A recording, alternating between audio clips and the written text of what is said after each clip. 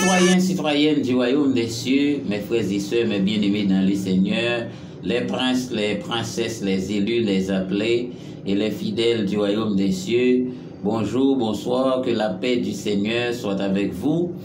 Bienvenue à notre enseignement basé sur le décryptage des mystères et des secrets du royaume des cieux en ce temps de la fin ou encore la 7e dispensation ou le 7e millénaire avec votre frère et votre ami, Pasteur Jacques Charles. Nous vous disons bienvenue à tous ceux et celles qui nous ont rejoints cette semaine. Et nous sommes d'ores et déjà une famille, bien sûr la grande, la famille du royaume des cieux. Et nous allons travailler du concert pour porter l'évangile du royaume des cieux à son point culminant en cette fin des temps. Donc, aujourd'hui, nous allons continuer avec cette série d'enseignements qu'on a commencé la semaine dernière, après un long temps de répit. Donc, nous sommes bel et bien de retour, mes frères et sœurs, mes amis dans le Seigneur, pour continuer notre mission sur la terre, puisque nous sommes encore là, nous bénissons le nom de notre Dieu, et nous pouvons crier Ebenezer, Ebenezer, jusqu'ici, l'Éternel nous a secourus. Entre-temps, on prie pour que l'Esprit de Dieu nous environne dans cette œuvre de ministère. Amen. Gloire à Jésus. Merci Seigneur. Notre Dieu, notre Père qui est aux cieux, merci pour la vie, merci pour chaque bien-aimé frère et sœur qui sont un peu partout à travers le monde et qui sont en train de suivre cette étude, Seigneur, qui vise à décrypter les mystères et les secrets du royaume des cieux pour le bien-être des enfants de Dieu, pour le bien-être et du salut en Jésus-Christ notre Seigneur. Merci pour ce bon moment. Aidez-nous, Seigneur, à marcher dans ta lumière et la lumière parfaite, la lumière de notre Seigneur Jésus-Christ. Qu'il en soit ainsi et que ton nom soit béni. Amen, amen. Gloire à Jésus, gloire à Dieu. Mes frères et sœurs, mes amis dans le Seigneur, je suis vraiment enchanté de vous retrouver et vous m'avez manqué, je ne m'arrête pas de le dire parce que je comprends cette force qui nous unit, qui s'appelle le lien de l'unité. Donc nous sommes un seul peuple, une seule nation et une seule race pour la gloire de notre Dieu, de notre Père et de notre Seigneur Jésus-Christ. Alléluia. Alors il a été question du nombre 10. Alors pendant les 2 leçons antérieures, le nombre 10 a été l'objet de notre étude. Donc, étant défini dans un premier temps comme le nombre qui porte la puissance de l'alliance, lorsque je parle de la puissance de l'alliance, si je vous pose la question, qu'est-ce que cela veut dire, la puissance de l'alliance? Le nombre 10, c'est le nombre qui porte la puissance de l'alliance. Alors, je l'ai répété maintes et maintes fois en disant dans la numérologie 0 plus 1, ça donne 1. C'est-à-dire, quand on parle de l'alliance, c'est-à-dire on parle de l'unité. Quand je dis le nombre 10 porte la puissance de l'alliance, eh bien, la puissance de l'alliance, c'est la puissance de l'unité. Alors, c'est un mystère que je partage avec vous aujourd'hui. Afin que votre lumière luise un peu plus sur la parole de Dieu, sur les révélations de la parole de Dieu. Quand je dis la puissance de l'alliance se trouve dans le nombre 10, c'est-à-dire la puissance de l'unité. Eh bien, savez-vous, vous savez quoi? À partir de cette étude, nous allons comprendre clair et net que ce ne sont pas les armes puissantes des nations qui les rendent fortes. Écoutez bien, ce ne sont pas les armes qui rendent qu'une nation soit forte, mais c'est plutôt l'unité entre ce peuple qui le rend fort. C'est l'unité entre les royaumes qui les rendent forts. C'est l'unité entre une famille qui la rend forte. Ok, l'unité. Donc, c'est-à-dire, s'il n'y a pas l'unité dans la famille, c'est une famille faible. S'il n'y a pas l'unité dans un pays, c'est un pays faible. Même lorsqu'on possède des armes nucléaires, mais s'il n'y a pas l'unité dans la nation, eh bien, c'est une nation qui est vouée à l'échec un jour ou l'autre. Et la puissance se trouve dans l'unité, la force se trouve dans l'unité. C'est exactement ce que cela signifie, mes bien-aimés, mes frères et sœurs, mes amis, dans le Seigneur. La puissance de l'alliance veut dire la puissance de l'unité.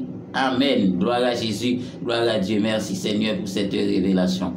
Et deuxièmement, on a défini le nombre 10 dans un deuxième contexte qui est le seuil de la grâce de Dieu. C'est-à-dire le Seigneur a besoin le minimum de 10% pour exercer sa grâce en faveur d'une personne ou de quoi que ce soit.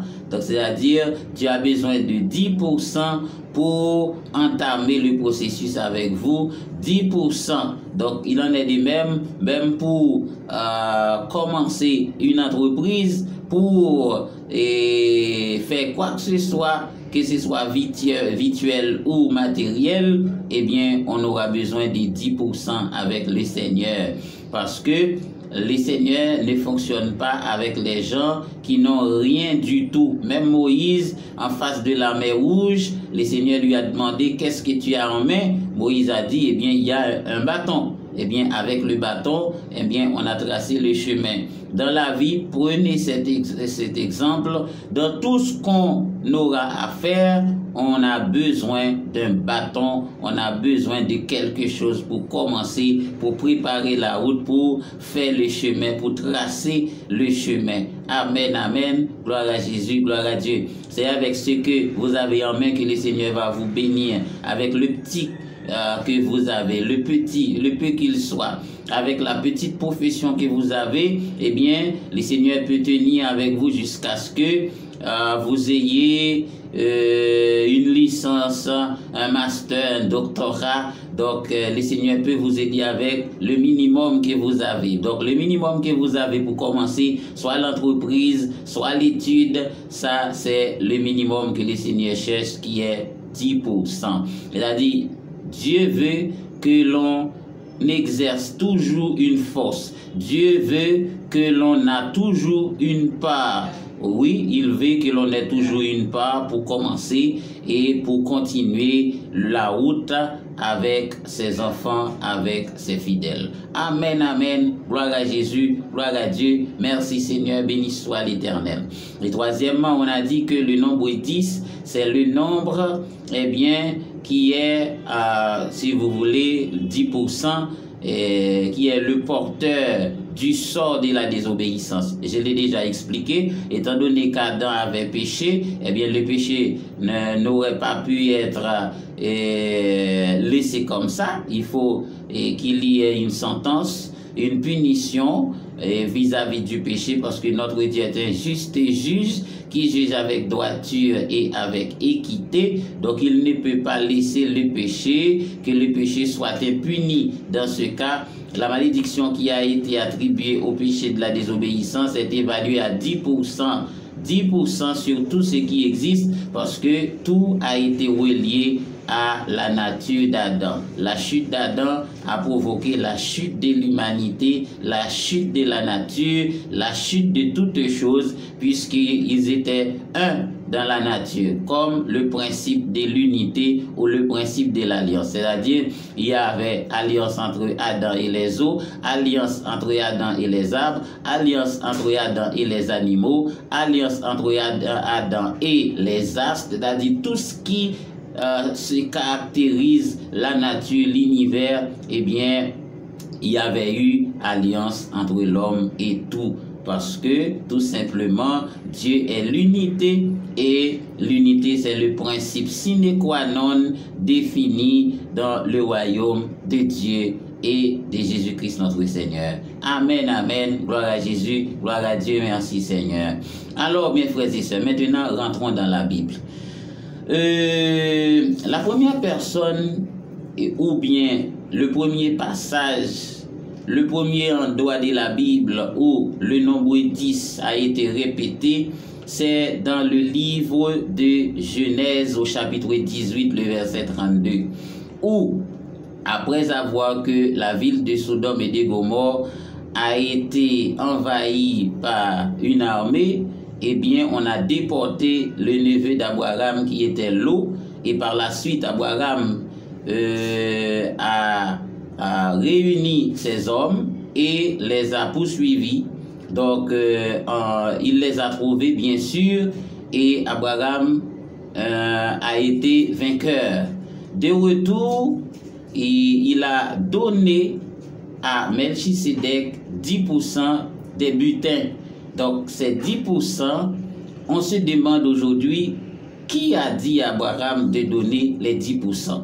Puisqu'à l'époque, la Bible n'était pas encore écrite, il n'y avait pas de Bible, mais qu'est-ce qu'il lui a dit de donner les 10%? Eh bien, ça, vous allez le trouver par la révélation dans Psaume le chapitre 19, où nous avons trouvé ceci: les cieux racontent la gloire de Dieu, l'étendue manifeste l'œuvre de ses mains, le jour en instruit à un autre jour, la nuit en donne connaissance à une autre nuit. Ce ne sont pas des paroles, ce n'est pas un langage dont le son ne soit point entendu. Les retentissements parcourent toute la terre, où il a dressé une tente pour le soleil, etc. C'est-à-dire, lorsqu'il n'y avait pas de Bible, il n'y avait aucune écritoire, il n'y avait pas la trace d'écriture dans la nature, mais l'écriture existait.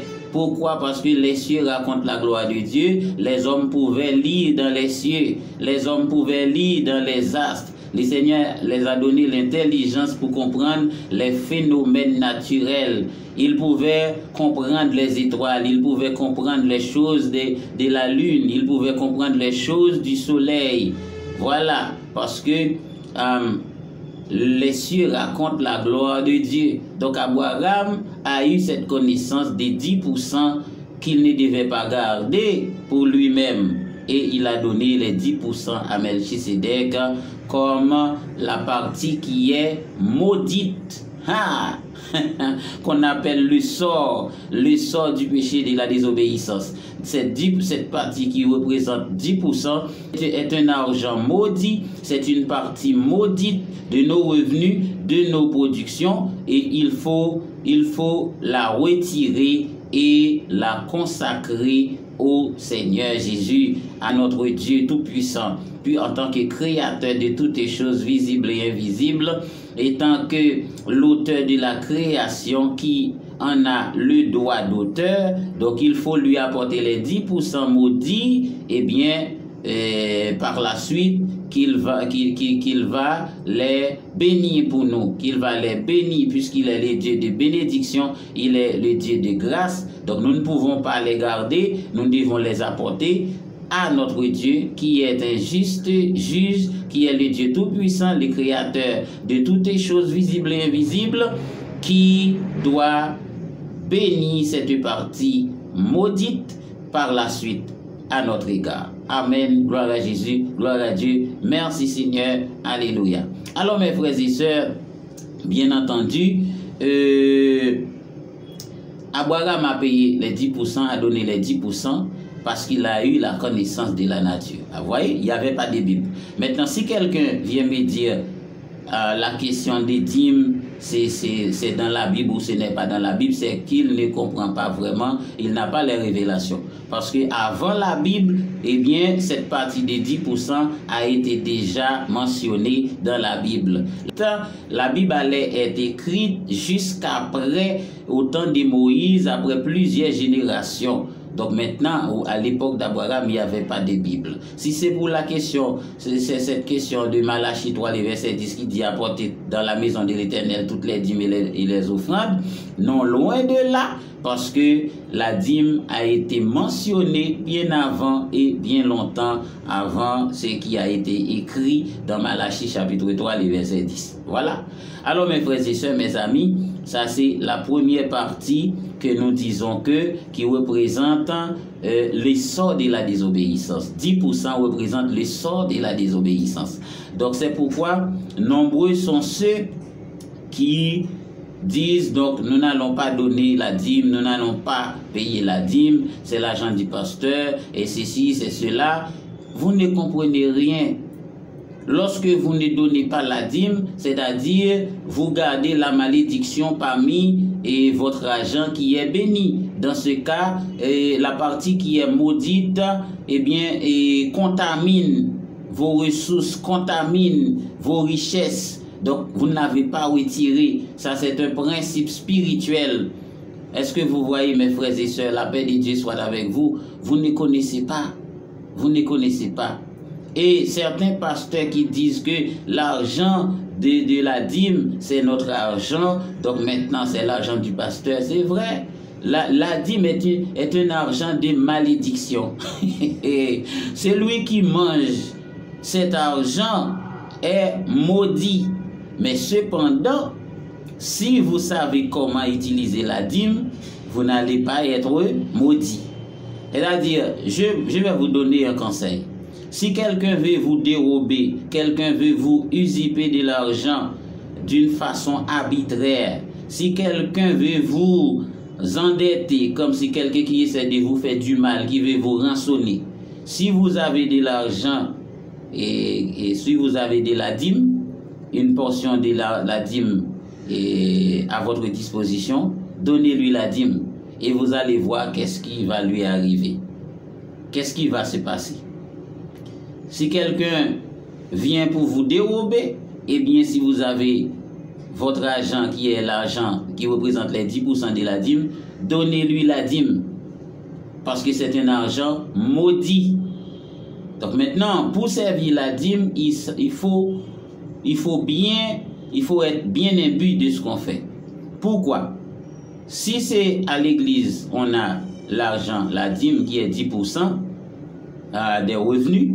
Maintenant, en prenant la dîme, il faut retirer la partie qui est maudite dans la dîme. C'est-à-dire, vous enlevez, vous prélevez 10% de la dîme.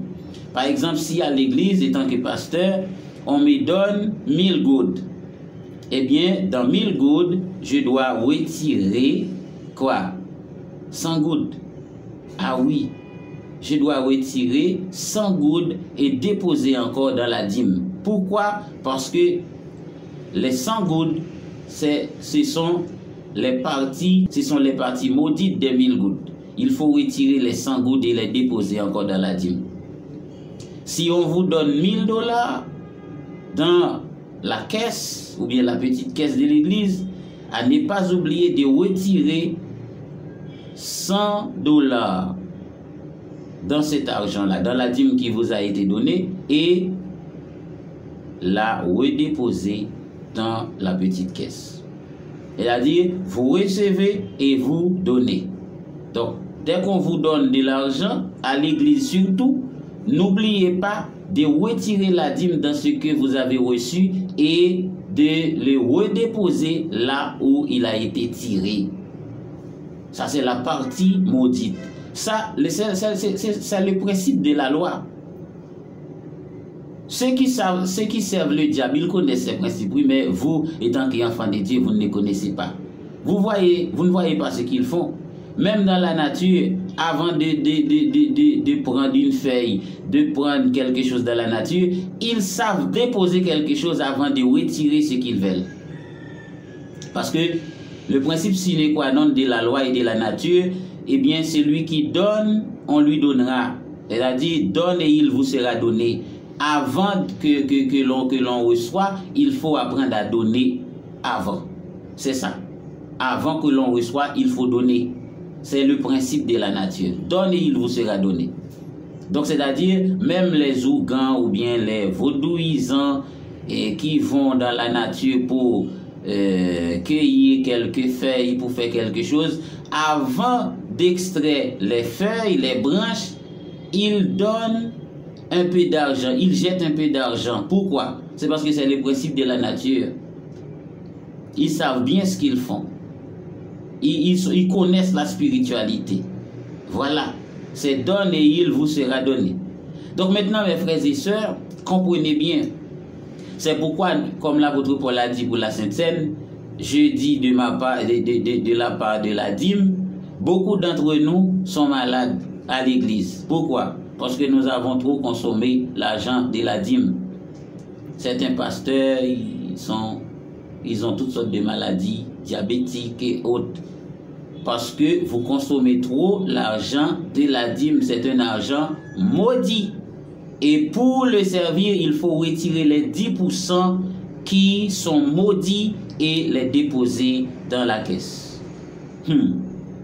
Alors vous voyez ça, vous connaissez. Maintenant, pourquoi est-ce que le Seigneur a exigé les 10%? Parce que les 10% représentent la partie maudite. Alors, je vais m'arrêter là aujourd'hui parce que je ne veux pas que ce soit trop long. Donc, dans ce cas, je vais m'arrêter là. Je vous demande, mes frères et sœurs, de rester fidèles avec nous et vous connaîtrez la vérité et la vérité vous affranchira. Donc, c'était votre frère et votre ami, Pasteur Jacques Charles, qui vous dit au revoir et à la prochaine. Merci de partager nos vidéos avec d'autres bien-aimés dans les Seigneurs et que le Seigneur Dieu Tout-Puissant vous bénisse de toutes sortes de bénédictions spirituelles et matérielles au nom de Jésus-Christ notre Seigneur. Amen. Shalom, shalom, shalom. Salam alaikum. Peace be with you.